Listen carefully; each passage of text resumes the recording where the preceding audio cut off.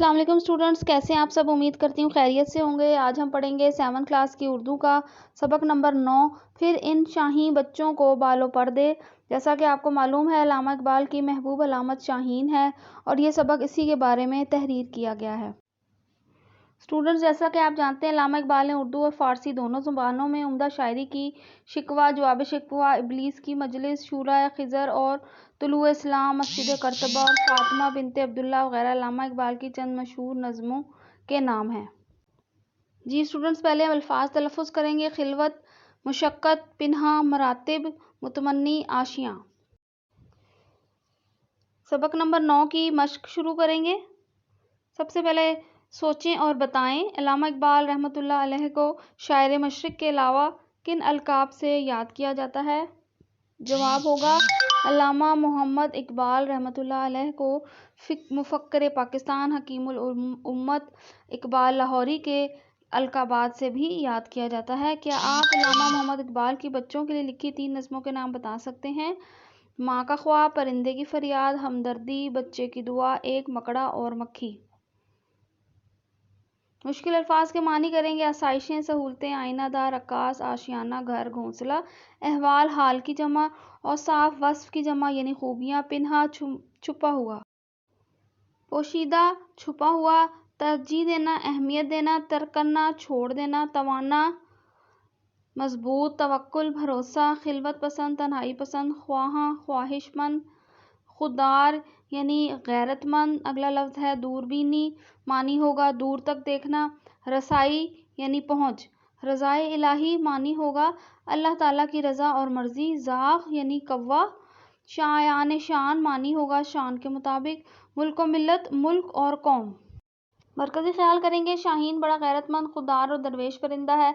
अल्लामा इकबाल रहमतुल्लाह अलैह नौजवानों को शाहीन जैसी सिफ़ात वाला बनाना चाहते हैं क्योंकि इसमें 5 अहम सिफ़ात हैं: गैरत और खुददारी, फ़क्र और दरवेशी, बुलंद परवाज़ी, खलवत पसंदी और दूरबीनी और तेज़ निगाही। खुलासा करेंगे। अल्लामा मोहम्मद इकबाल रहमतुल्लाह अलैह की महबूब अलामत शाहीन है। वो अपनी कौम के नौजवानों को मुतहरिक सोच, मस्बत फ़िक्र और बुलंद किरदार के हामिल होने के साथ साथ शाहीन की तरह खुददार और गैरतमंद देखने की ख्वाहिश रखते थे। इकबाल ने शाहीन की 5 सिफ़तें बयान की हैं। वो ये सिफ़तें अपने नौजवानों में भी देखना चाहते हैं। पहली सिफ़त में इकबाल ने शाहीन को खुददार और गैरतमंद करार दिया है। वो किसी और जानवर का मारा हुआ शिकार नहीं खाता। कोई भी कौम तभी जिंदा कौम कहलाने की मुस्तहिक हो सकती है जब खुददार और गैरतमंद हो। वो अपने ज़ोर बाजू से अपनी सलाहियतों का लोहा मनवाए और दुनिया में मुल्क व मिल्लत का नाम सरबुलंद करे। इकबाल रहमतुल्लाह अलैह अपनी कौम और कौम के नौजवानों को सरबुलंद और खुददार बनाना चाहते हैं। वो अमीरी की बजाय गरीबी में नाम पैदा करने को तरजीह देते हैं। इसीलिए वो अपने बेटे जावेद इकबाल को मुखातिब करके कहते हैं, दयार इश्क में अपना मुकाम पैदा कर, नया ज़माना नए सुबह व शाम पैदा कर। मेरा तरीक अमीरी नहीं फ़कीरी है, खुदी न बेच गरीबी में नाम पैदा कर। इकबाल रहमतुल्लाह अलैह ने शाहीन की दूसरी सिफ़त में इस परिंदे को दरवेश सिफ़त करार दिया है क्योंकि शाहीन अपने रहने के लिए कोई घर, घोंसला या आशियाना नहीं बनाता। इकबाल रहमतुल्लाह अलैह ये कहना चाहते हैं कि हमें अल्लाह ताला की ज़ात पर भरोसा होना चाहिए। ये दुनिया की आसाइशें सब आर्ज़ी हैं। हमें शाहीन की तरह कनात पसंदी इख्तियार करते हुए दुनियावी शान व शौकत, मुकाम व मरातिब से बेनियाज होना चाहिए। शाहीन की तीसरी सिफ़त उसका बुलंद परवाज़ होना है। बुलंद परवाज़ी की जहाँ सरबुलंदी और तरक्की की आईनादार होती है, वहीं इससे ताकत, क़ुव्वत अमल और मुतहरिक का इजहार भी होता है। इकबाल रहमतुल्लाह अलैह नौजवानों में ऐसे ही तर्ज ज़िंदगी के मुतमन्नी हैं। इकबाल रहमतुल्लाह अलैह तानसानी और आराम तलबी को पसंद नहीं करते। आप रहमतुल्लाह अलैह अपनी कौम के नौजवानों से मुखातिब होकर कहते हैं, सितारों से आगे जहाँ और भी हैं, अभी इश्क़ के इम्तिहान और भी हैं। तू शाही है, परवाज़ है काम तेरा, तेरे सामने आसमां और भी हैं। शाहीन की चौथी सिफ़त खिलवत पसंदी है। शाहीन खिलवत पसंद परिंदा है यानी तन्हाई पसंद। वो दूसरे परिंदों मसलन कबूतर, चकोर और ज़ाग़ कौवे को कहते हैं वगैरह की मोहब्बत से दूर रहता है। इकबाल रहमतुल्लाह अलैह चाहते हैं कि हमारा नौजवान खिलवत पसंदी इख्तियार करे ताकि वो अपनी सलाहियतों को बेहतर से बेहतर अंदाज में इस्तेमाल कर सके। गौर व फ़िक्र के लिए भी खिलवत पसंदी यानी तन्हाई पसंदी का होना निहायत अहम है। इकबाल रहमतुल्लाह अलैह के मुताबिक शाहीन में 5वीं बड़ी सिफ़त तेज़ निगाही है। اقبال رحمۃ اللہ علیہ نوجوانوں کو بھی ایسا ہی تیز نگاہ دیکھنا چاہتے ہیں۔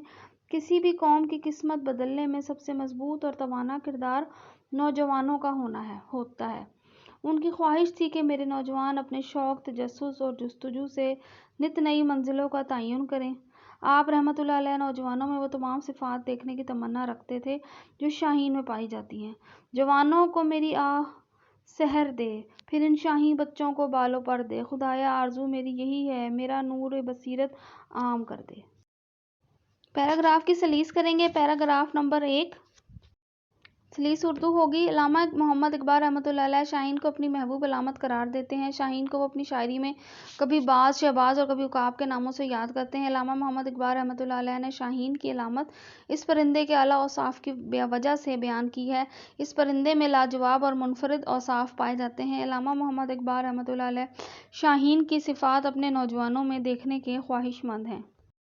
پیراگراف 2 کی سلیس کریں گے۔ ہمیں شاہین جیسی قناعت پسندی اپنانی چاہیے، دنیاوی شان و شوکت، مقام و مراتب اور بادشاہت سے بے پرواہ ہونا چاہیے۔ ہمیں فنا ہونے والے اسباب و اختیارات سے بے نیاز ہو کر اپنے اصل مقصد پر توجہ دینی چاہیے۔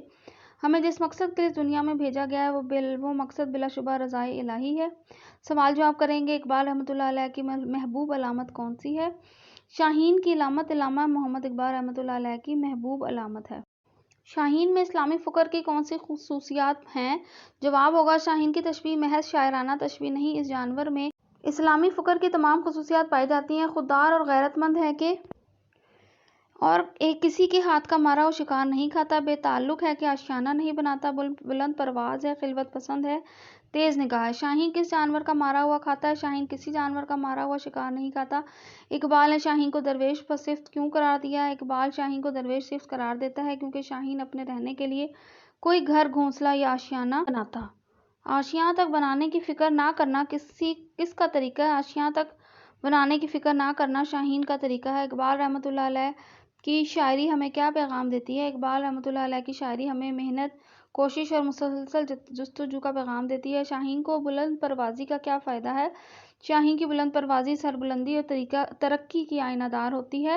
اقبال رحمۃ اللہ علیہ نوجوانوں میں کس قسم کی صفات دیکھنے کی تمنا رکھتے تھے؟ اقبال اپنی قوم کے نوجوانوں کو متحرک سوچ، مثبت فکر اور بلند کردار کے حامل ہونے کے ساتھ ساتھ شاہین کی طرح خوددار اور غیرت مند دیکھنے کی خواہش رکھتے تھے۔ مشقی سوالات۔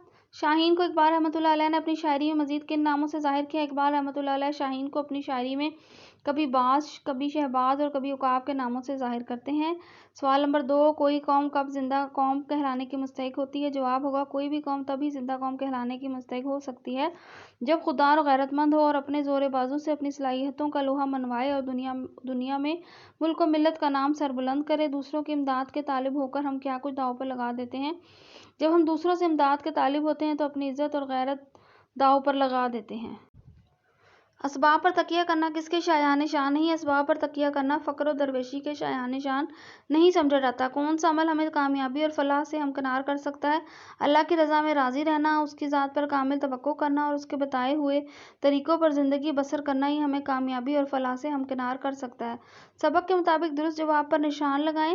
نمبر 1 سبق میں شاہین کی کتنی صفات گنوائی گئی ہیں؟ تو جواب ہوگا 5۔ اسلامی فکر کی تمام خوبیاں پائی جاتی ہیں۔ جواب ہوگا شاہین میں۔ اقبال رحمۃ اللہ علیہ نے شاہین کی علامت بالخصوص استعمال کی ہے۔ جواب ہوگا جوانوں کے لیے۔ اگلا سوال ہے بلند پروازی آئینہ دار ہے، جواب ہوگا ترقی کی۔ شاہین پسند کرتا ہے، جواب ہوگا خلوت۔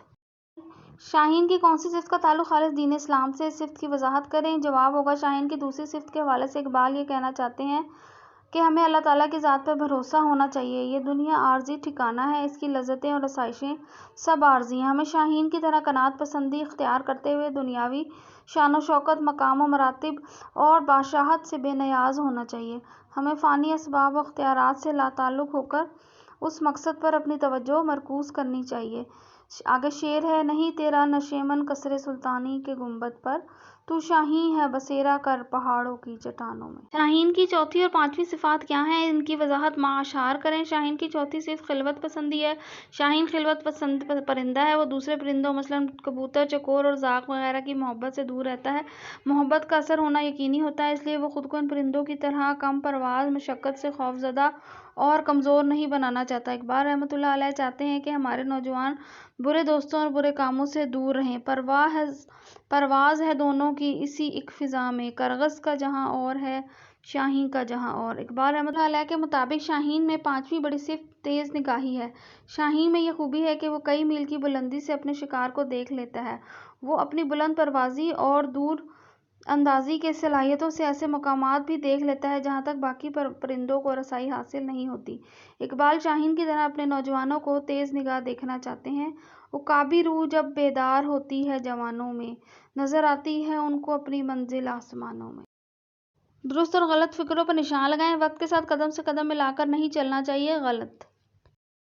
شاہین رہنے کے لیے کوئی گھر، گھونسلہ یا آشیانہ نہیں بناتا۔ درست۔ شاہین میں تیز نگاہی نہیں ہے۔ غلط۔ شاہین کی ایک صفت فکر اور درویشی بھی ہے۔ درست۔ علامہ اقبال رحمۃ اللہ علیہ نوجوانوں میں شاہین کی صفات نہیں دیکھنا چاہتے۔ غلط۔ اگلا سوال کریں گے، درج ذیل الفاظ کو جملوں میں اس طرح استعمال کریں کہ ان کے معنی واضح ہو جائیں۔ الفاظ جملے: خودداری۔ علامہ اقبال رحمۃ اللہ علیہ خودداری کو کبھی ہاتھ سے نہیں جانے دیتے۔ دیار عشق۔ اے انسان دیار عشق میں اپنا نام پیدا کر۔ طریق: اولیاء کا طریق فقیری ہوتا ہے۔ نشیمن: شاہین کا نشیمن پہاڑوں میں ہوتا ہے۔ بصیرت: خدایا آرزو میری یہی ہے، میرا نور بصیرت عام کر دے۔